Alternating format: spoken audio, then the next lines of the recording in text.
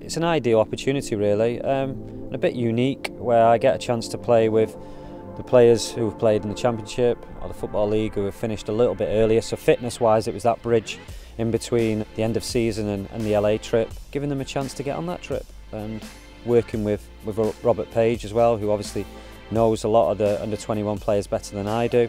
You're not afraid to give them an opportunity, you want to give them experience so that you find out, are they good enough? I'm not really bothered about age. If you're good enough, then you'll get a chance. And for them young players, I want them to put pressure on the more established players, and the established players, I want them to go up a level and to make sure that these younger players don't take their places. So it's healthy competition, and I want to see that every day in training. So I wanted, 5 or 6 days training, good quality training, in a good climate with good facilities, really competitive game at the end of it. So yeah, I'm really looking forward to it. The players are looking forward to it, and I think it'll be a successful trip.